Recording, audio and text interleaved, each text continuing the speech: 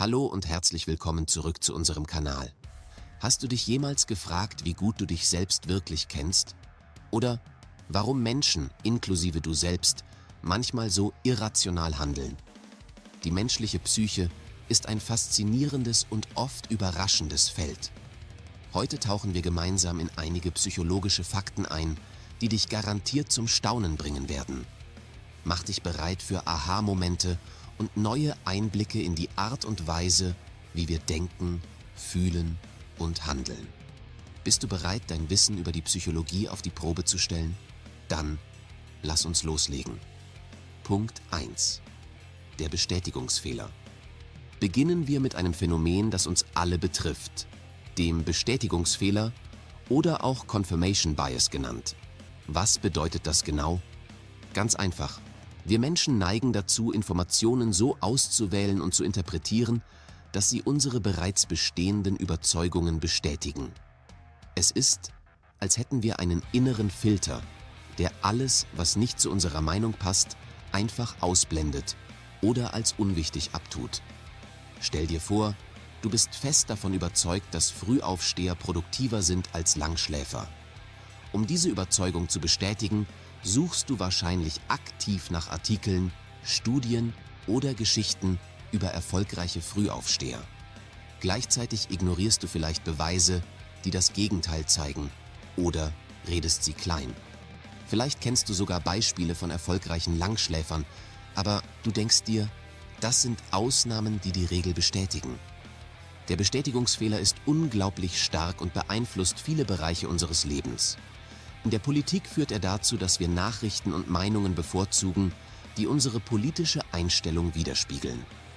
In sozialen Medien verstärkt er sogenannte Filterblasen, in denen wir nur noch mit Meinungen konfrontiert werden, die unseren eigenen ähneln.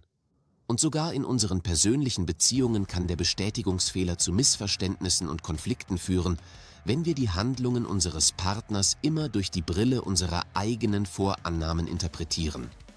Aber warum machen wir das überhaupt? Der Bestätigungsfehler ist tief in unserer Psyche verwurzelt und dient uns eigentlich dazu, die Welt um uns herum zu vereinfachen.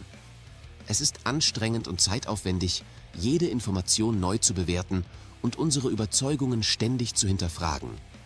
Deshalb suchen wir unbewusst nach Bestätigung, um uns in unseren Ansichten sicher und bestätigt zu fühlen. Was können wir dagegen tun? Der erste Schritt ist, sich dieses Phänomens bewusst zu werden. Wenn wir wissen, dass der Bestätigungsfehler existiert, können wir beginnen, unsere eigenen Denkmuster zu hinterfragen. Versuche bewusst, nach Informationen zu suchen, die deiner Meinung widersprechen. Sprich mit Menschen, die andere Ansichten haben als du. Und sei offen für die Möglichkeit, dass du falsch liegen könntest. Es ist nicht immer einfach, aber es ist ein wichtiger Schritt zu mehr Objektivität und einem offeneren Weltbild. Punkt 2. Der Dunning-Kruger-Effekt. Kommen wir nun zu einem weiteren überraschenden psychologischen Fakt, dem Dunning-Kruger-Effekt. Dieser Effekt beschreibt ein Phänomen, bei dem inkompetente Menschen ihre eigenen Fähigkeiten massiv überschätzen, während kompetente Menschen dazu neigen, ihre Fähigkeiten zu unterschätzen. Es ist, als gäbe es eine Art kognitive Verzerrung, die uns dazu bringt, unsere eigenen Kompetenzen falsch einzuschätzen.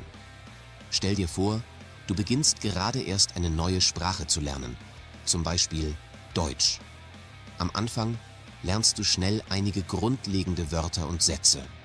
Vielleicht fühlst du dich schon nach kurzer Zeit ziemlich gut und denkst, wow, Deutsch ist ja gar nicht so schwer. Ich bin schon fast fließend. Das ist der Dunning-Kruger-Effekt in Aktion. Aufgrund deines begrenzten Wissens und deiner mangelnden Erfahrung in der deutschen Sprache überschätzt du deine tatsächlichen Sprachkenntnisse. Umgekehrt kann es passieren, dass fortgeschrittene Deutschlerner, die bereits ein sehr hohes Sprachniveau erreicht haben, ihre Fähigkeiten eher unterschätzen. Sie sind sich der Feinheiten und Schwierigkeiten der Sprache bewusst und wissen, wie viel es noch zu lernen gibt. Deshalb denken sie vielleicht, ich mache immer noch so viele Fehler, mein Deutsch ist noch nicht perfekt. Der Dunning-Kruger-Effekt wurde von den Psychologen David Dunning und Justin Kruger in den 1990ern entdeckt. Sie führten eine Reihe von Studien durch, in denen sie die Selbstwahrnehmung von Menschen in verschiedenen Kompetenzbereichen untersuchten, zum Beispiel in den Bereichen Humor, Logik und Grammatik. Das Ergebnis war immer dasselbe. Die inkompetentesten Teilnehmer überschätzten ihre Fähigkeiten am stärksten, während die kompetentesten Teilnehmer ihre Fähigkeiten eher unterschätzten. Warum passiert das? Ein Grund dafür ist, dass Inkompetenz oft mit einem Mangel an Metakognition einhergeht, also der Fähigkeit, über das eigene Denken nachzudenken. Inkompetente Menschen wissen oft nicht, was sie nicht wissen. Sie sind sich ihrer eigenen Unzulänglichkeiten nicht bewusst und können ihre eigenen Fehler nicht erkennen. Kompetente Menschen hingegen verfügen über eine bessere Metakognition. Sie können ihre eigenen Fähigkeiten realistischer einschätzen und sind sich ihrer Grenzen bewusst.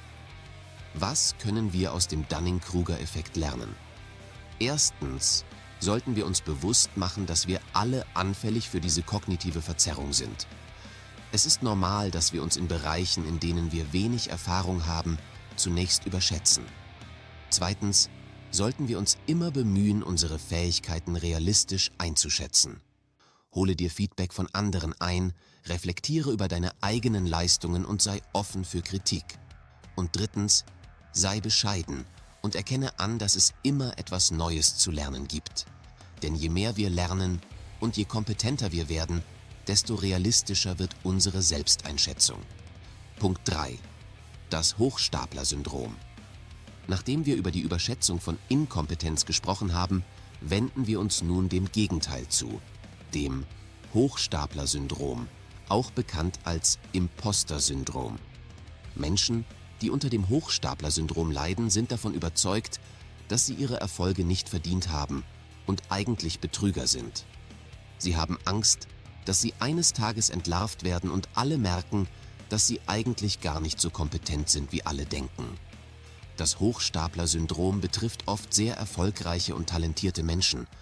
Sie haben vielleicht hervorragende Leistungen erbracht, Auszeichnungen erhalten oder in ihrem Beruf große Erfolge gefeiert. Trotzdem können sie ihre Erfolge nicht wirklich anerkennen und schreiben sie Glück, Zufall oder der Hilfe anderer zu. Sie denken, ich hatte einfach nur Glück. Ich war zur richtigen Zeit am richtigen Ort oder meine Kollegen haben mich unterstützt, aber eigentlich habe ich das nicht alleine geschafft. Das Gefühl, ein Hochstapler zu sein, kann sehr belastend sein und zu großem Stress und Angst führen. Betroffene haben oft Angst vor Fehlern, vor Kritik und davor, die Erwartungen anderer nicht zu erfüllen. Sie arbeiten oft übermäßig hart, um ihre vermeintliche Inkompetenz zu kompensieren und bloß nicht aufzufallen. Paradoxerweise führt diese Überanstrengung oft zu noch mehr Erfolg, was wiederum das Gefühl verstärken kann, ein Hochstapler zu sein. Es entsteht ein Teufelskreis. Interessanterweise betrifft das Hochstapler-Syndrom überproportional viele Frauen und Minderheiten. Soziale und kulturelle Faktoren spielen hier eine Rolle.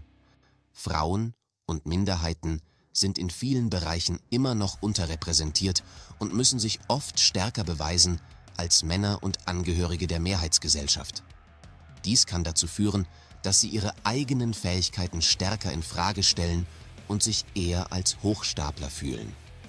Was können wir tun, wenn wir das Gefühl haben, unter dem Hochstapler-Syndrom zu leiden? Zunächst einmal ist es wichtig zu wissen, dass man damit nicht alleine ist. Viele Menschen, gerade auch erfolgreiche, kennen dieses Gefühl. Es ist kein Zeichen von Schwäche, sondern eher ein Zeichen von Selbstreflexion und hohem Anspruch an sich selbst. Sprich mit anderen über deine Gefühle. Oft hilft es schon, sich mit Freunden, Familie oder Kollegen auszutauschen und zu merken, dass auch andere ähnliche Erfahrungen gemacht haben. Sammle Beweise für deine Erfolge. Schreibe dir auf, was du bereits erreicht hast, welche positiven Rückmeldungen du bekommen hast und welche Fähigkeiten du besitzt. Und lerne, Komplimente anzunehmen. Wenn dir jemand sagt, dass du etwas gut gemacht hast, versuche nicht, es herunterzuspielen oder abzuwerten.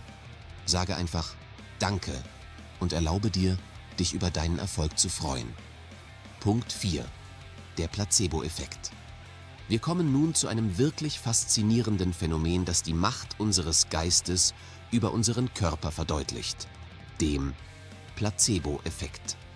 Ein Placebo ist eine Scheinbehandlung, die keine medizinisch wirksamen Inhaltsstoffe enthält, zum Beispiel eine Zuckerpille oder eine Kochsalzlösung. Trotzdem kann ein Placebo in manchen Fällen eine positive Wirkung auf die Gesundheit haben. Allein der Glaube daran, dass eine Behandlung wirksam ist, kann zu einer Verbesserung der Symptome führen. Der Placebo-Effekt ist in der Medizin seit langem bekannt und wird in klinischen Studien genutzt, um die Wirksamkeit neuer Medikamente zu testen. In solchen Studien bekommt eine Gruppe von Patienten das echte Medikament, während eine andere Gruppe ein Placebo erhält. Wenn das echte Medikament signifikant besser wirkt als das Placebo, gilt es als wirksam. Interessanterweise zeigt sich in vielen Studien, dass auch Placebos eine messbare Wirkung haben können. Patienten, die ein Placebo erhalten, berichten oft von einer Linderung ihrer Schmerzen, einer Verbesserung ihres Befindens oder einer Reduktion ihrer Symptome. Wie ist das möglich? Der Placebo-Effekt ist ein komplexes Zusammenspiel verschiedener psychologischer und neurobiologischer Mechanismen. Eine wichtige Rolle spielt die Erwartungshaltung. Wenn wir erwarten, dass eine Behandlung wirkt, schüttet unser Gehirn körpereigene Substanzen aus, die eine heilende Wirkung haben können, zum Beispiel Endorphine, die als natürliche Schmerzmittel wirken. Auch Lernprozesse spielen eine Rolle. Wenn wir in der Vergangenheit positive Erfahrungen mit medizinischen Behandlungen gemacht haben, verbinden wir diese positiven Erfahrungen möglicherweise unbewusst mit allem, was medizinisch aussieht oder sich medizinisch anfühlt, also auch mit Placebos. Der Placebo-Effekt ist nicht nur auf Medikamente beschränkt. Er kann auch bei anderen Behandlungen auftreten, zum Beispiel bei Operationen, Akupunktur oder sogar bei psychotherapeutischen Gesprächen. Und er wirkt nicht nur bei körperlichen Beschwerden, sondern auch bei psychischen Problemen wie Angstzuständen oder Depressionen. Was bedeutet das für uns? Der Placebo-Effekt zeigt uns, wie stark die Verbindung zwischen Körper und Geist ist. Unsere Gedanken, Überzeugungen und Erwartungen können einen direkten Einfluss auf unsere körperliche und psychische Gesundheit haben. Das ist sowohl eine gute als auch eine schlechte Nachricht. Die gute Nachricht ist, dass wir unsere Selbstheilungskräfte durch positive Gedanken und Überzeugungen aktivieren können. Die schlechte Nachricht ist, dass negative Gedanken und Ängste unsere Gesundheit negativ beeinflussen können. Deshalb ist es wichtig, auf unsere innere Haltung zu achten und uns bewusst zu machen, wie unsere Gedanken unsere Realität formen können. Punkt 5. Verlustaversion. Zum Schluss wollen wir noch über ein weiteres psychologisches Phänomen sprechen, das unsere Entscheidungen oft unbewusst beeinflusst: die Verlustaversion oder Loss-Aversion. Verlustaversion beschreibt die Tendenz von Menschen, Verluste stärker zu gewichten als Gewinne. Psychologisch gesehen schmerzt uns ein Verlust stärker, als uns ein gleich hoher Gewinn Freude bereitet. Es ist, als hätten wir eine Art eingebauten Verlustvermeidungsmodus. Stell dir vor, du hast zwei Optionen. Option A: du kannst 100 Euro gewinnen. Option B: du kannst 100 Euro verlieren. Rein rational betrachtet sind beide Optionen gleichwertig. Aber die meisten Menschen empfinden die Option B, den Verlust von 100 Euro, als deutlich negativer als die Option A, den Gewinn von 100 Euro, als positiv. Der Schmerz des Verlustes überwiegt die Freude des Gewinns. Verlustaversion beeinflusst viele Bereiche unseres Lebens, insbesondere unsere finanziellen Entscheidungen. Beim Investieren zum Beispiel führt Verlustaversion oft dazu, dass wir zu lange an Verlustaktien festhalten, in der Hoffnung, dass sie sich irgendwann wieder erholen. Wir wollen den Verlust nicht realisieren und verkaufen die Aktien erst dann, wenn es fast zu spät ist. Umgekehrt verkaufen wir Gewinnaktien oft zu früh, aus Angst, dass die Gewinne wieder schrumpfen könnten. Wir wollen den Gewinn sichern und riskieren nicht, noch mehr zu gewinnen. Auch im Alltag spielt Verlustaversion eine Rolle. Beim Online-Shopping zum Beispiel nutzen viele Anbieter die Verlustaversion, um uns zum Kauf zu animieren. Nur noch 2 Stück auf Lager. Angebot endet in 3 Stunden. Diese Botschaften erzeugen ein Gefühl von Dringlichkeit und Verlustangst. Wir haben Angst, ein gutes Angebot zu verpassen oder etwas zu verpassen, was bald nicht mehr verfügbar ist. Deshalb kaufen wir vielleicht Dinge, die wir eigentlich gar nicht brauchen. Warum sind wir so verlustavers? Verlustaversion ist evolutionär bedingt und hat sich im Laufe der Menschheitsgeschichte als vorteilhaft erwiesen. In einer unsicheren und gefährlichen Umwelt war es wichtiger, Verluste zu vermeiden, als Gewinne zu maximieren. Ein Verlust von Nahrung oder Ressourcen konnte das Überleben gefährden, während ein Gewinn nicht immer lebensnotwendig war. Deshalb ist Verlustaversion tief in unserer Psyche verwurzelt. Was können wir gegen Verlustaversion tun? Auch hier ist der erste Schritt, sich dieses Phänomens bewusst zu werden. Wenn wir wissen, dass wir zu Verlustaversion neigen, können wir beginnen, unsere Entscheidungen bewusster zu treffen. Versuche, deine Entscheidungen rational zu analysieren und dich nicht von deinen Emotionen leiten zu lassen. Stelle dir die Frage: Wäre diese Entscheidung immer noch sinnvoll, wenn es nicht um Gewinn oder Verlust ginge? Und erinnere dich daran, dass Verluste zum Leben dazugehören. Niemand kann alle Verluste vermeiden. Wichtig ist, aus Verlusten zu lernen und sich nicht von ihnen entmutigen zu lassen. So, das waren sie. 5 psychologische Fakten, die dich hoffentlich überrascht und zum Nachdenken angeregt haben. Wir haben gesehen, wie unser Gehirn uns manchmal Streiche spielt, wie wir unsere eigenen Fähigkeiten falsch einschätzen können, wie unsere Gedanken unsere Gesundheit beeinflussen und wie Verlustaversion unsere Entscheidungen lenkt. Die Psychologie ist ein unglaublich spannendes Feld und es gibt noch so viel mehr zu entdecken. Wenn dir dieses Video gefallen hat und du mehr über psychologische Phänomene lernen möchtest, dann gib uns einen Daumen hoch, abonniere unseren Kanal und aktiviere die Glocke, um keine neuen Videos zu verpassen. Welcher psychologische Fakt hat dich am meisten überrascht? Schreib es uns in die Kommentare. Vielen Dank fürs Zuschauen und bis zum nächsten Mal.